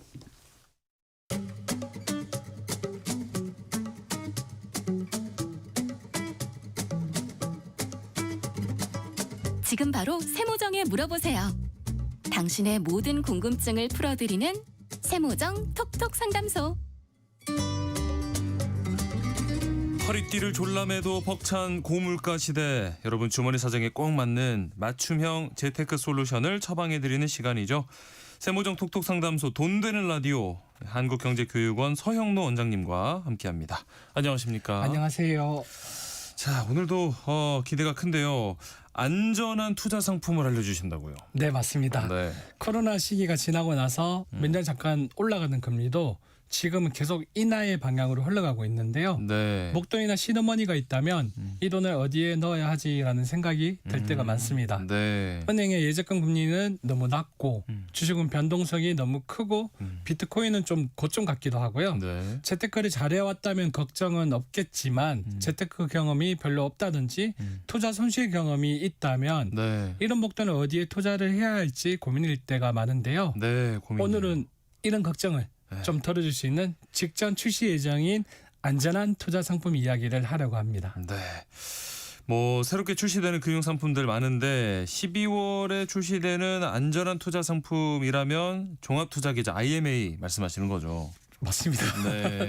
그 IMA라는 상품인데요. 네. 이번에 첫 출시 및 시행되는 상품입니다. IMA 즉 종합투자 계좌는 증권사가 고객 예탁금으로 기업금융 관련 자산에 투자하고 그 수익을 고객들에게 돌려주는 실적 배당형 상품인데요. 네. 여기서 가장 획기적인 이야기는 네.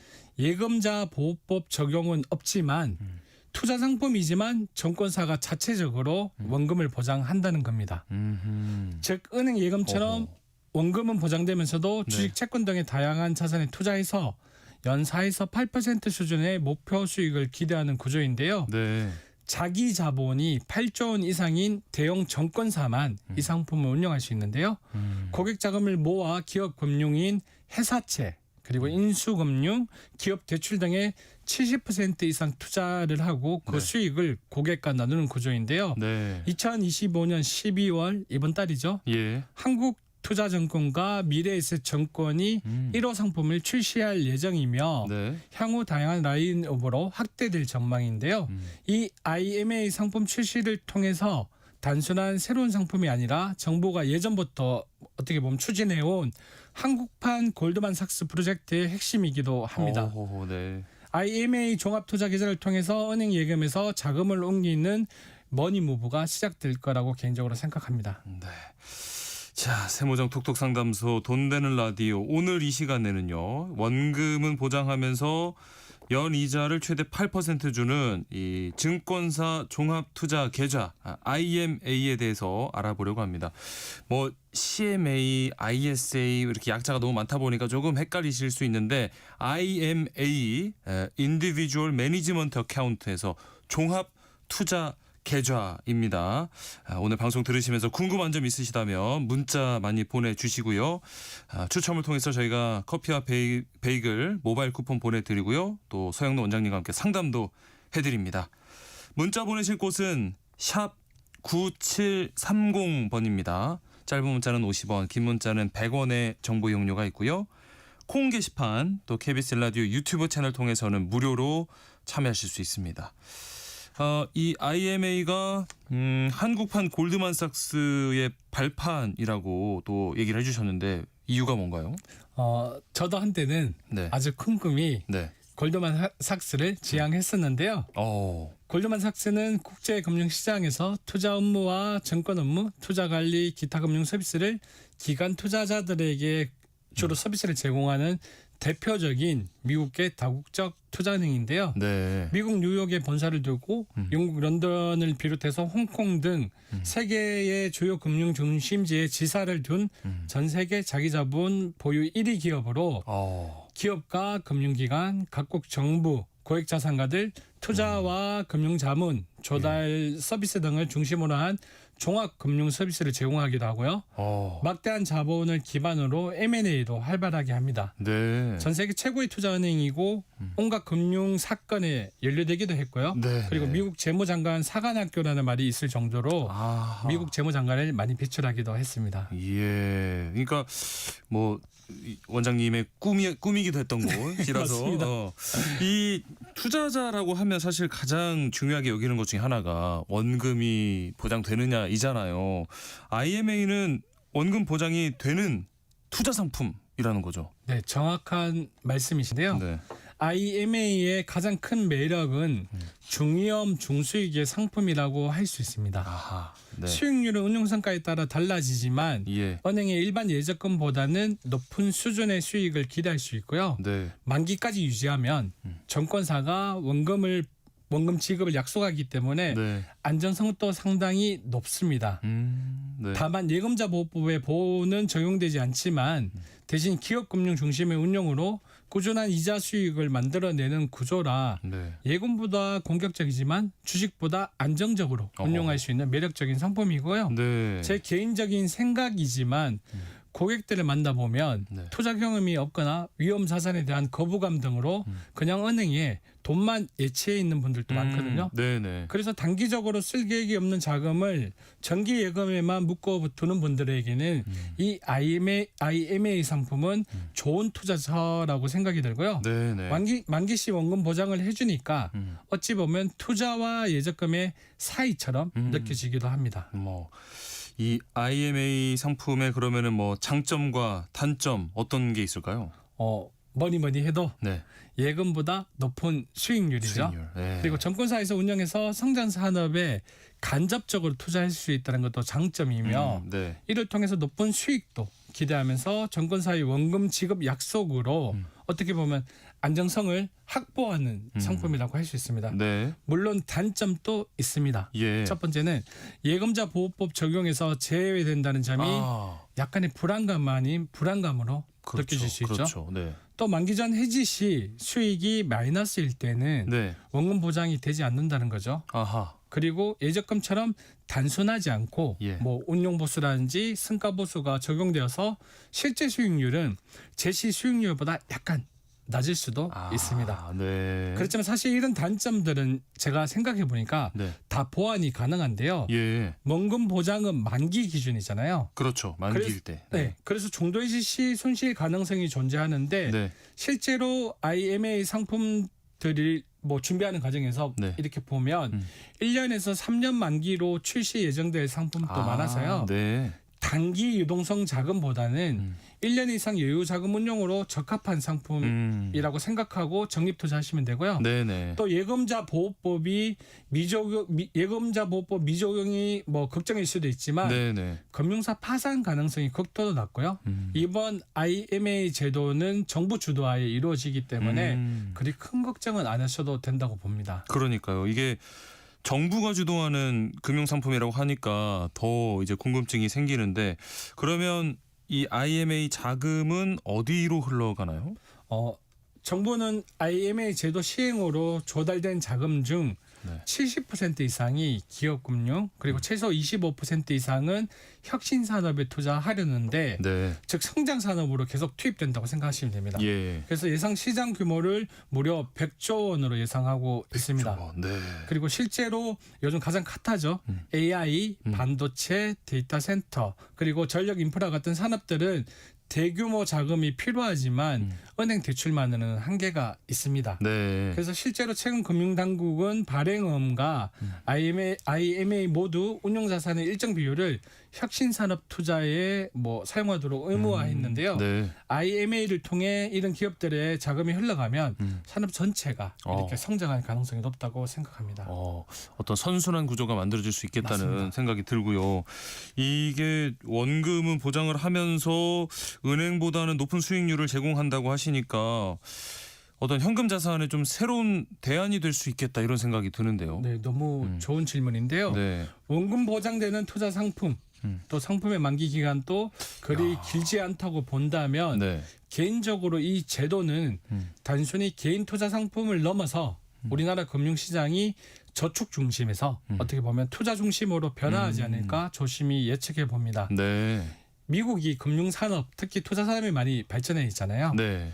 골드만삭스, 모건 스탠리처럼 정권사가 기업과 투자자 사이에서 돈의 순환을 만들어내는 구조가 이제 우리나라에서도 이 IMA가 출시되면서 시름대에 오른다고 보고요. 네. 이는 금융회사에게도 기회가 되기에 한국판 골드만삭스로 자리 잡기 위한 좋은 상품 그리고 운영이 더욱더 신경 쓰는 중수익 상품이 나오지 않을까 생각합니다. 네. 개인적으로 앞으로 금리는 저금리 기조에 물가는 계속 올라간다고 예상하기에 은행 상품에 의존하기에는 분명하게 리스크가 존재한다고 생각하고요. 네. 이런 만기 원금 보장 상품은 꼭 필요했다고 보거든요. 네. 단기 예금의 안정성과 투자 상품의 수익성의 장점을 잘 양념했다고 보고 있습니다. 네. 기존 CMA보다 좀 더 수익을 기대하면서도 위험을 최소화하고 싶다면 IMA가 딱 맞는 대안이 될 수 있다고 생각합니다. 네. 은행의 이자와 IMA 예상 수익만 보더라도 잠자고 있는 많은 은행과 현금의 자금 등이 충분히 움직일 수 있다고 보고요. 예. 또 앞으로 금리 인하 정책이라든지 한국판 골드만삭스가 되고 싶은 정권사들 간의 이자, 수익, 경쟁 등으로 더욱더 운용을 잘하는 상품이 나올 거라고 예상이 되고요. 네. 이를 통해서 본격적인 머니무브가 시작될 거라고 전망합니다. 예. 그렇다면 이 종합투자계좌 IMA 가입 조건은 어떻게 되나요? 뭐 원하면 아무나 가입이 가능한가요? 맞습니다. 일반 개인 투자자 누구나 가입할 수 있습니다. 오, 네. 다만 일부 상품은 네. 최소 가입 금액 예를 들어서 뭐 1,000만 원이나 뭐 500만 원 이상 등의 뭐 조건 등이 있을 수 있는데요. 네. 상품을 처음 접할 때에는 발행어음과 비슷하다고 생각하기도 했는데 예. 발행어음은 정권사가 자금을 조달하기 위해 발행하는 단기 채권이지만 네. IMA는 고객 자금을 모아서 직접 기업 금융에 투자하는 계좌이고요. 좀 더 장기적이고 투자 네. 구조가 복합적이라고 생각합니다. 네. 또 예를 들어서 상품도 뭐 1에서 3년의 기간에는 4%대의 뭐 수익을 주는 안정형과 좀 더 시간이 긴 7년까지 기간으로 8%대의 고수익형 상품으로 나누어질 수 있다고 보고요. 예. 이를 통해서 원금 보장 기간에 뭐 단기, 중기, 장기 투자 포트폴리오도 확보할 수 있다고 개인적으로 생각합니다. 아니 너무 이렇게 좋게 들려서 좀 강한 의구심이 드는 게 원금을 보장하면서 연 8%의 수익을 낼 수 있다라는 부분이 이게 어떻게 가능한가 싶거든요. 네. 그 전에도 뭐 비슷한 상품 뭐 ELB라든지 원금 네. 보장 상품이 있었는데요. 예. IMA는 실적 배당 상품이지만 정권사가 원금 지급 의무를 가지고 있어야 하는데요. 네. 그래서 원금 보장을 위해 상품 구조를 조금 보수적으로 운영한다고 생각하시면 됩니다. 네. 70% 이상은 우량 기업 대출 그리고 기업 인수 시 필요한 자금 공급인 인수금융과 회사채 투자 그리고 상장 전 지분 투자를 통한 기업 금융 관련 자산에 투자하는 프리 IPO 그리고 또 벤처 기업 관련 대출 등의 기업 금융 상품에 투자를 해서 네. 장기적으로 안정적인 금리 수익을 확보하는 베이스를 가지고요. 네. 고정 수익 기반을 만들 수 있습니다. 물론 고위험 투자 비중이 높을수록 수익률이 올라가지만 원금 보장 구조 때문에 지나치게 공격적이지 않게 설계되기도 하기에 네. 7년 정도의 장기 투자 시 8%의 수익을 보장할 수 있는 구조가 되는데요. 기대 수익률은 투자 난이도에 따라 달라질 수 있습니다. 네. 뭐 아까 잠깐 말씀드린 CMA, ISA 이런 많은 금융 상품들이 있는데 정부가 이 종합투자계좌 IMA 도입을 주도한 이유는 뭘까요?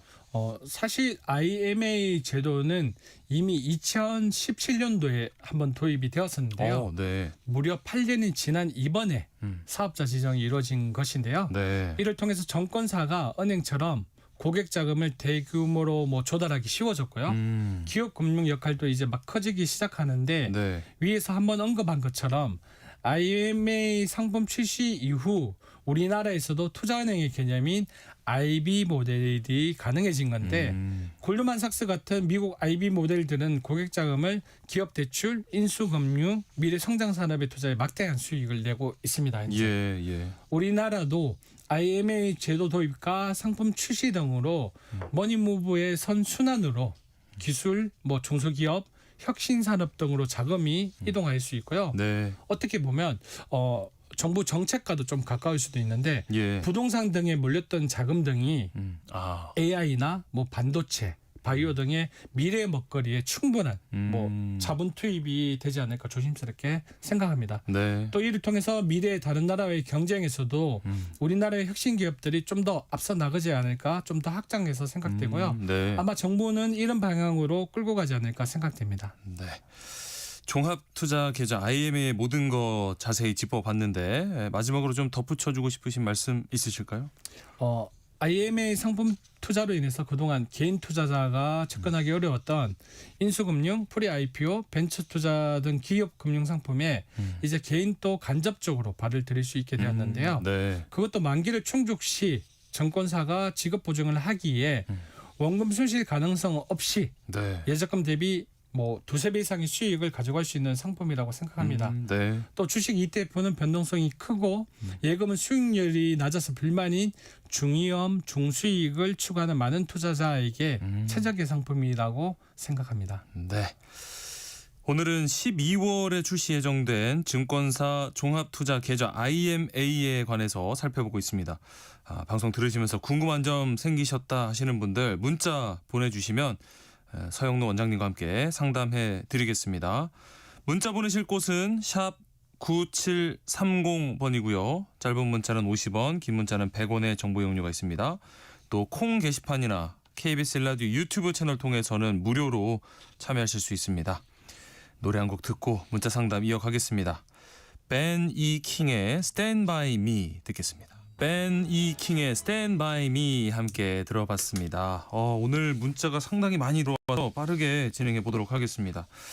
1676님, IMA 계좌는 어디서 만드나요? 1인당 얼마까지 이 예금자 보장이 되는 걸까요? 하셨는데요. 서두에 한번 시작을 할 때 말씀을 드렸는데요. 네. 현재까지는 올 12월에 한국투자증권과 그다음에 미래에셋증권에서 가능한데요. 네. 증권사에서 가능합니다. 그리고 예. 예금자 애석하게도 예금자 보호부의 보호를 받지 않기 때문에 네. 이런 예금자 보장은 안 됩니다. 네. 4626님, 계좌를 뭐 몇 년 단위로 계약을 해야 되는 줄 아는데 이자는 연 단위로 받을 수 있나요? 하셨네요. 네, 이자는 연 단위로 받을 수 있는데요. 일단 아직 상품이 출시는 안 됐지만 만약에 제가 좀 전에도 한번 말씀을 드렸는데 IMA로도 충분히 포트폴리오를 나눌 수 있거든요. 그래서 단기로 1, 3년의 자금으로 4%의 수익을 안전하게 가져가는 부분 하나랑 그다음에 뭐 5년에서 7년 정도 두고 8%의 수익을 나누는 상품을 분산해서 가져가는 방법이 좋지 않을까 생각합니다. 네. 2193님, CMA와 IMA 이름 비슷한데 무엇이 어떻게 다른가요? 쉽게 한번 말씀을 드릴게요. 네. CMA는 상품 자체가 어떻게 보면 입출금에 유용하게 쓸 수 있게 만들어진 상품이라서요. 그래서 단기 채권이나 MMF나 RP 등에 투자하는 상품이라서요. CMA는 유동성이 강한 상품. 그래서 이자 수익이 1에서 2%대에 묶여 있다고 생각하시면 되고요. IMA는 뭐 그보다 좀 더 긴 기간에 투자를 해서 중도 인출은 어렵지만 그 대신 수익이 4에서 8%대의 좀 중수익의 상품이라고 생각하시면 됩니다. 유동성에서 차이가 있고 그만큼 받는 이자율이 다르다라고 이해를 하면 되겠네요. 4993님 또 8886님께서는 IMA가 직장인 연말정산 소득공제 대상이 되나요? 하셨는데. 애석하게도 아직까지는 뭐 비과세라든지 연말정산에 대한 세제 혜택은 없는데요. 그런데 이제껏 역대 대통령들이 있을 때마다 어떻게 보면 장기 마련 주택 저축 상품이라든지 특정 상품들이 나왔거든요. 이 IMA 상품도 개인적으로는 조금 보완이 되어서 이런 뭐 세제 혜택이 앞으로 생겨나지 않을까 뭐 기대 아닌 기대를 하고 있습니다. 네. 3277님, IMA 계좌는 아까 저희가 말씀드렸는데 한국투자증권, 미래에셋 두 곳에서만 개설 가능하다고 하셨는데 다른 증권사는 그러면 안 되나요? 일단 올해까지는 이 두 곳만 이렇게 시행을 하지만 어떻게 보면 오늘 우리 방송에서도 얘기를 했지만 이 머니무브가 본격적으로 일어나는 상황이고 어떻게 보면 한국의 IB 모델이 가능하기 때문에 내년에 뭐 농협이라든지 점점 많은 정권회사들로 넓혀 나가지 않을까 개인적으로 생각합니다. 이제 막 출발하는 어떤 맞습니다. 계좌이기 때문에 현재는 이달에는 한국투자증권, 미래에셋 두 곳에서만 개설이 가능합니다. 6866님, IMA 계좌에 돈을 오래 넣어둘수록 더 유리한가요? IMA 상품 자체가 만기시 원금 보장이잖아요. 그래서 만기를 채우는 형태로 그게 중요하고 가져가시는 게 제일 중요합니다. 네. 당연히 오래 넣어둘수록 아까 말씀해주신 대로 뭐 5년에서 7년 넣으면 또 이자율이 8% 맞습니다. 됐던 것처럼 더 유리하겠죠. 5359님, 금융과세자도 가능한가요? 하셨어요? 네, 금융과세자도 가능합니다. 간단하게. 네, 가능합니다. 네, 누구나 가입할 수 있는 상품이라고 말씀드리고 싶습니다. 누구나라고 하셔서 그러면은 3656님 질문도 드릴게요. 자녀에게 계좌를 만들고 싶은데 미성년자 가입에 혹시 기준이 있을까요? 하셨네요. 아직까지 상품이 나오지 않아서 이 부분에 대해서는 정확하게 뭐 제가 말씀을 지금은 드릴 수는 없지만 네. 일단 상품 자체가 투자 대상은 누구나 투자를 할 수 있잖아요. 예. 그래서 투자 대상 누구나 가입할 수 있게끔 만들어졌기 때문에 네. 상품이 출시되면 그때 정확한 말씀을 드리는데 네. 가입 가능하다고 저는 개인적으로 생각하고 있습니다. 누구나에 대한 질문 하나 더 드리겠습니다. 네. 9340님께서 신용 등급이 낮아도 IMA 계좌 개설할 수 있나요? 하셨어요. 네, 충분히 가능합니다. 신용 등급 상관없이. 네. 네. 3277님, 그러면 최소 가입 금액은 얼마부터인가요? 하셨는데요. 지금 대략적으로 나온 이야기는 네. 일부 상품에 대해서는 네. 500만 원 이상 뭐 이런 조건이 있다고는 이야기는 했지만 예. 기존에 이와 비슷한 좀 전에도 방송에서도 말씀드렸던 ELS 상품 중에 원금 보장되는 상품이 있거든요. 네, 네, ELB라는 상품인데 네. 이 상품은 100만 원 이상부터 가입이 가능했거든요. 아하. 그래서 제 개인적인 생각으로는 이 IMA 상품도 초반에 만약에 조금 더 높은 금액이 있더라도 네. 100만 원 이상만 하면 가입이 가능하지 않을까 생각이 됩니다. 점점 다양한 상품들이 이렇게 그렇죠. 파생이 다양한 되겠죠. 상품에 더 좋은 상품들이 자꾸 넓혀 나가지 않을까 생각됩니다. 네. 5525님, 원금 보장에 대해서 조금 더 알고 싶은데요. 투자 회사가 만약에 파산하게 되면 그래도 원금 보장되는 건가요? 하셨는데요. 네, 이건 조금 심각한 이야기인데요. 투자 회사가 파산되면 네.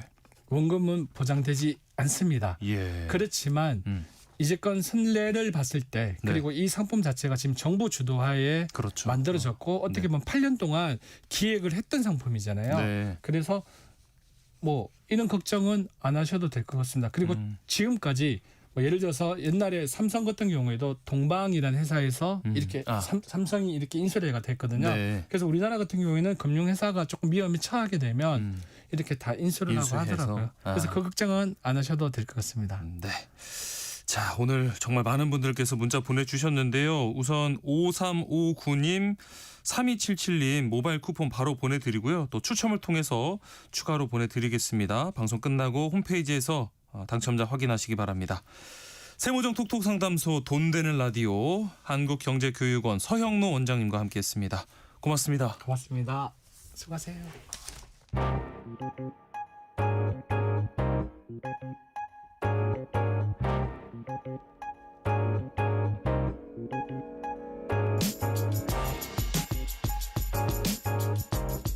과학의 시선으로 우리 일상을 돌아보는 한낮의 과학실 시간입니다. 동아 SNC 이충환 편집위원과 함께합니다. 안녕하십니까, 위원님. 네, 안녕하세요. 오늘은 또 어떤 이야기를 들고 오셨을지 기대가 되는데요. 네. 그 11월 27일 지난달이죠. 새벽 전남 공우 나로우주센터에서 누리호 4차 발사가 이루어졌잖아요. 예. 탑재된 위성 13기가 모두 목표 궤도에 안착하면서 임무에 성공했는데요. 오늘은 이 발사가 갖는 의미 뭔지 살펴보려고 합니다. 네.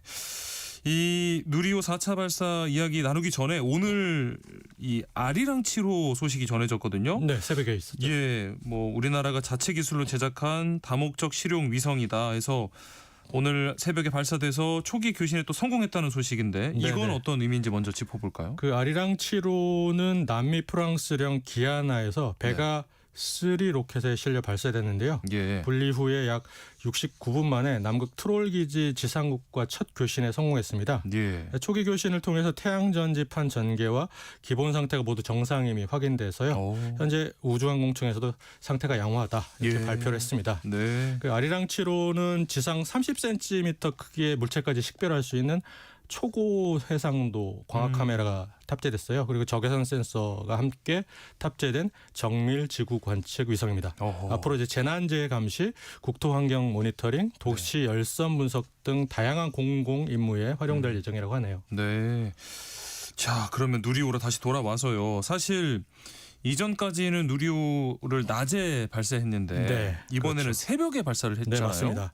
이번에 누리호가 첫 야간 발사를 했는데요. 네. 발사 시각이 11월 27일 새벽 1시 13분이었어요. 네. 가장 큰 이유는 이번 미션의 주 탑재체인 차세대 중형 위성 3호의 주요 임무 때문인데요. 이 위성이 오로라 관측, 우주 환경 측정, 우주 바이오 실증 실험 등을 수행하게 돼서요. 특히나 이제 오로라나 지구 대기권 변화를 관측하려면 지구와 태양의 이제 상대 위치를 고려해야 되고요. 태양광의 간섭이 없는 시간대가 중요합니다. 그러다 보니까 밤을 선택한 거고 결국 태양이 지구 반대편에 있는 시간대잖아요. 이 밤이 관측에 좀 유리하다는 거죠. 이 조건 때문에 이번에 이제 첫 심화 발사가 결정된 겁니다. 네. 이 누리호의 주 탑재 위성인 이 차세대 중형 위성 3호 얘기가 많이 나오는데 주요 임무가 뭐 그럼 어떤 것들인가요? 일단 차세대 중형 위성 3호는 본체가 항공우주 산업이 개발했고요. 탑재체 과학 장비는 우주청 산하의 항공우주연구원이 참여를 했고 국내 대학과 이제 기업이 다수 참여했습니다. 이런 그대로 500kg 정도의 중형 지구관측 위성인데요. 주로 한 서너 가지 임무가 있습니다. 먼저 지구 관측이 있는데요. 수미터급 해상도의 전자광학 카메라로 한반도를 비롯해서 전 세계를 촬영하고요. 그래서 이제 재난재해, 국토, 농업 관측, 도시 변화 모니터링 등을 하게 됩니다. 그리고 우주 과학 임무를 띄었는데요. 고에너지 입자나 그리고 오로라 공간 환경 관측 장비를 탑재해서 지구 자기권과 태양 활동이 우리 주변 우주 환경에 미치는 영향을 연구하게 됩니다. 오로라가 뭐 어떻게 발생하는지 이런 쪽이요. 그리고 국산 우주 부품을 실증하는 플랫폼 역할을 하게 됩니다. 예를 들어서 국산 위성항법 시스템 수신기, 별 추적기, 반작용 휠, S밴드 안테나, 메모리 등 여러 부품을 이제 실제 궤도에서 시험해 갔고요. 우리나라의 우주 실적을 쌓는 역할을 합니다. 그리고 계획 중이긴 한 사항 중에 하나는 재진입 캡슐 기술을 검증하는데 궤도에서 이제 실험한 시료를 캡슐에 넣어갖고 지상으로 이제 되가져오는 실험 이런 실증 계획을 앞으로 국내 최초로 좀 해보려고 검토 중이라고 합니다. 이 말씀해주신 중형 차세대 중형 위성 3호하고는 달리 나머지 12기 위성은 초소형 큐브 위성이라고 하던데 그러면 이것들은 어떤 특징을 갖고 있나요? 일단 초소형 큐브 위성은 정말 작고 귀여운데요. 근데 하는 일은 이제 우주 박사급입니다. 그러니까 진짜 위성 그대로 수행을 한다는 거죠. 구체적으로 크기가 10cm 곱하기 10cm 곱하기 10cm가 가로 세로 높이가 10cm. 진짜 귀엽네요. 요게 기본형이고요. 그래서 이것을 1유닛이라고 합니다.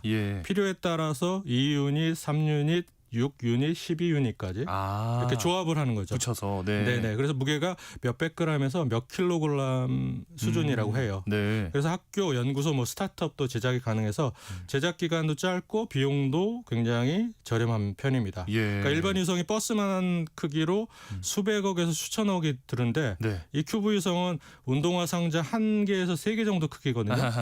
수억에서 수십억이면 충분하고요. 물론 이것도 큰 돈이지만 그러니까요. 작지만 접근성이 높고 실험에 빠르게 활용이 가능하다. 이런 게 특징이라고 할 수 있습니다. 그리고 큐브 위성은 미니 드론처럼 생각하시면 됩니다. 드론도 사실은 촬영, 물류, 기상 측정, 과학 실험 다 하잖아요. 그렇죠. 그것처럼 큐브 위성도 센서, 카메라, 통신 장치 등 필요한 장비만 넣으면 지구 관측, 우주 실험, 통신 기술 검증까지 다 할 수 있습니다.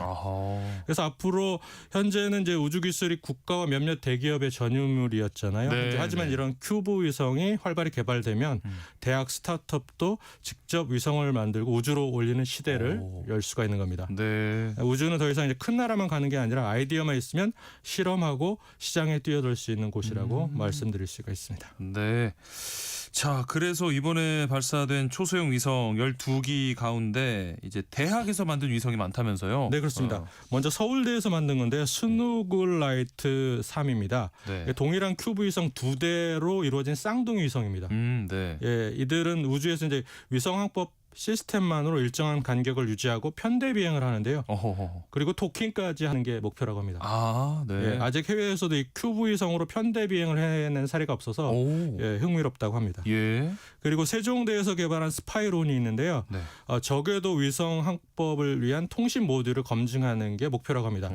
보통의 이제 위성 항법 시스템은 고궤도 위성에 의존하거든요. 예. 그러니까 저궤도 위성에는 적합하지가 않습니다. 그래서 이 스파이론은 저궤도 위성끼리 서로 이제 위치와 시간을 주고받으면서 내비게이션하는 기술을 실증한다고 할 수 있습니다. 예. 또 부가적으로 이 스파이론은 적외선 대역에서 어떤 해양 플라스틱을 관측할 수 있는지도 알아볼 예정이고요. 네.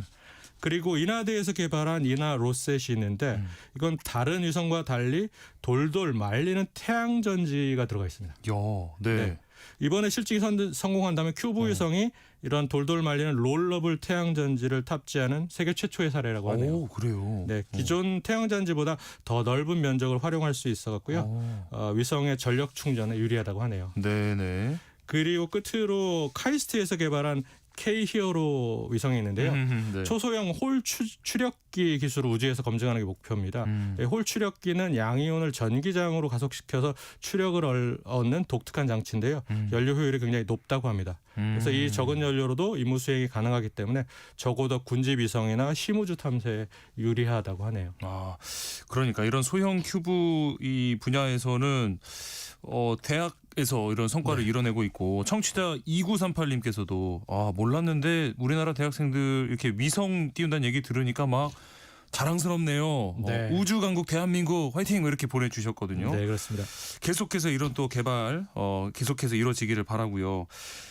초소형 위성 가운데는 우주 바이오 실험용도 있다고 들었는데 이건 어떤 실험을 하게 되는 건가요? 네, 이번 발사는 단순히 관측만 하는 게 아니고요. 우주 바이오 실험을 국내 위성 최초로 탑재를 했는데 네. 구체적으로 국내 스타트업인 스페이스린텍이 개발한 큐브 위성 B1000입니다. 네. 임무는 우주에서 약 만들기 실험인데요.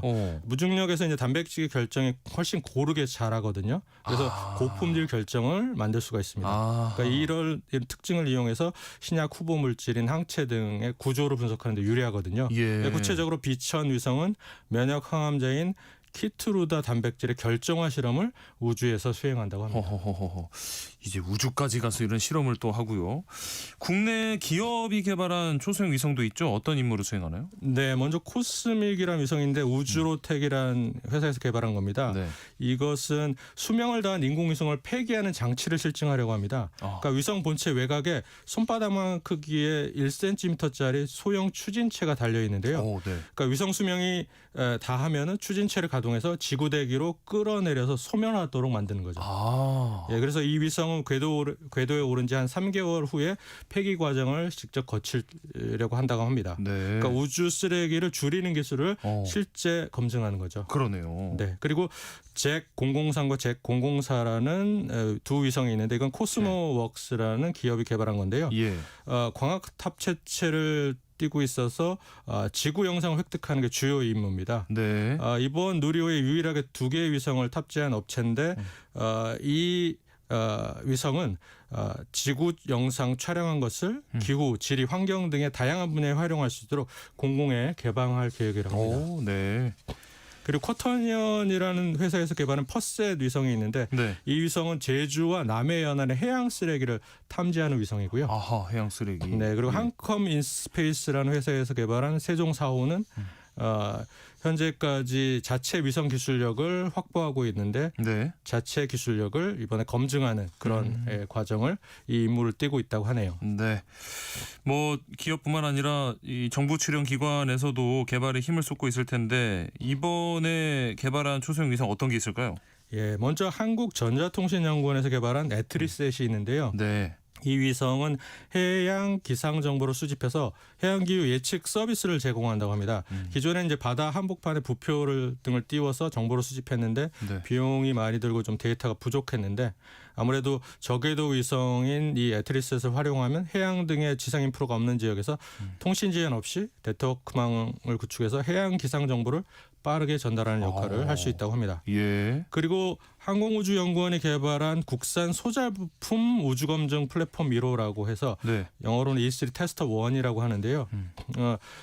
국내에서 개발한 9종의 부품 그리고 네. 삼성전자의 D램, 낸드 플래시 같은 메모리 반도체를 싣고 갔어요. 예. 우주에서 이걸 부품을 실험하게 됩니다. 아하. 자, 그러면 이렇게 성공적으로 발사된 누리호 이 13기 위성들 지금 어떤 상태인지 궁금하고요. 앞으로는 또 어떤 상황이 펼쳐질지도 궁금한데요. 네. 지금 차세대 중형 위성 3호 같은 경우에는 정상적으로 궤도에 안착한 후에 발사 후에 지상국과 양방향 교신이 여러 차례 성공을 해서 지금 잘 굴러가고 있고요. 네. 근데 부탑재체 이제 초소형 위성 같은 경우에는 12기 중에서 오늘 이제 우주청에 발표한 바로는 9기가 지상국과 교신에 성공했다고 합니다. 예. 발사 당일에 에트리셋, 잭003, 잭004, 이나로셋, K-히어로가 교신에 성공했고요. 네. 지난 11월 28일에는 스파이론, 코스믹, 세종 4호가 최초 교신에 성공했습니다. 네. 그리고 29일에는 서울대 스누글라이트 3호가 처음 양방향 교신에 성공했고요. 지금까지 최초 교신을 하지 못한 것은 항우연의 E3 테스트 1 네. 그리고 쿼터니언의 퍼셋 1, 스페이스 린텍의 비천 등이 3기가 있습니다. 네. 근데 이게 아직 뭐 실패라고 단정짓긴 힘들고요. 예. 교신을 계속 시도하고 있고 큐브 위성의 경우에는 대형 위성에 비해서 뭐 여러 가지 부품을 많이 못 넣거든요. 그래서 성공률이 좀 낮은 편이긴 높지는 않은데 네. 일주일 정도는 기다려서 교신 결과를 확인해야 한다고 하니까 좀 더 기다려봐야 될 것 같습니다. 네, 하루빨리 또 나머지 3기도 다 성공했다는 소식 들려왔으면 좋겠고요. 네. 이번 누리호 4차 발사 성공이 갖는 좀 의미를 찾아본다면 뭐라고 볼 수 있을까요? 이번 발사에서 13기 위성 모두 정상 사출이 됐거든요. 네. 저도 새벽에 이제 실시간 중계를 봤는데 네. 차세대 중형 위성이 한 번 나가고 나머지 큐브 위성들이 양쪽 방향으로 이렇게 여러 개가 나가더라고요. 네. 그러니까 그것만 해도 사실은 순조로운 출발이라고 볼 수 있고요. 네. 그리고 모든 위성들이 교신에 성공한다고 하면 100% 성공이라는 평가를 할 수가 있습니다. 그리고 국내 산하경과 민간 기업이 만든 다양한 위성 플랫폼이 실제 궤도에서도 작동한다 이런 의미라 볼 수 있어서 네. 앞으로 이제 국내 우주 위성 생태계 기반이 더 튼튼해질 거다 이런 평가가 나오고 있습니다. 뭐 과학적으로 또 산업적으로는 이번 누리호 발사 어떤 의미를 가질까요? 역사적 전환점이 몇 가지 있는데요. 네. 첫째는 먼저 첫 민관 공동 발사라고 할 수 있습니다. 네. 그동안 누리호 발사와 개발은 정부 특히나 이제 항공우주연구원 중심으로 이루어졌잖아요. 근데 네, 이번엔 한화 에어로스페이스가 그렇죠. 제작 조립을 맡았고요. 예. 민관이 함께 발사 운용을 한 첫 사례라고 할 수 있습니다. 그래서 앞으로 민간 중심 우주 생태계로 전환되는 신호탄이다 이렇게 볼 수 있고요. 네. 두 번째로는 우주 수송 체계를 확보했다고 볼 수 있습니다. 13기 위성을 한 번에 우주로 보낼 수 있는 것들을 실증해서 앞으로 한국도 믿을 만한 발사 옵션이다 이런 거를 해외에 알리는 계기가 됐습니다. 네. 그리고 우주과학 연구 확대라고 할 수 있는데 오로라 관측, 우주 환경 측정 그리고 우주 바이오 실험 이런 것들을 국내 자체 위성으로 할 수 있게 됐다는 것. 그동안 이제 해외나 외국 연구기관에 의존했던 것이 이제 국내 독자적으로 이렇게 수행할 수 있는 기반이 됐다는 겁니다. 예, 오늘 이렇게 말씀 나눠보니까 진짜 누리호 4차 발사 성공 의미가 상당히 큰 것 같은데 한국 우주 산업에 새 역사를 썼다. 뭐 이렇게 봐도 과언이 아닌 것 같습니다. 네, 맞습니다. 네. 자, 한낮의 과학실 오늘은 성공적인 누리호 발사 소식 그리고 어떤 걸 남겼는지 함께 이야기 나눠봤습니다. 동아 SNC 이충환 편집위원과 이야기 나눴습니다. 오늘 말씀 고맙습니다. 네, 감사합니다. 세상의 모든 정보 오늘 순서 여기서 마무리하겠습니다. 모바일 쿠폰 당첨자는 저희 홈페이지 공지사항에서 확인하실 수 있고요. 저는 여기서 인사드리고 내일 다시 찾아뵙겠습니다. 여러분 행복한 오후 보내시고요. 지금까지 아나운서 임지웅이었습니다. 고맙습니다.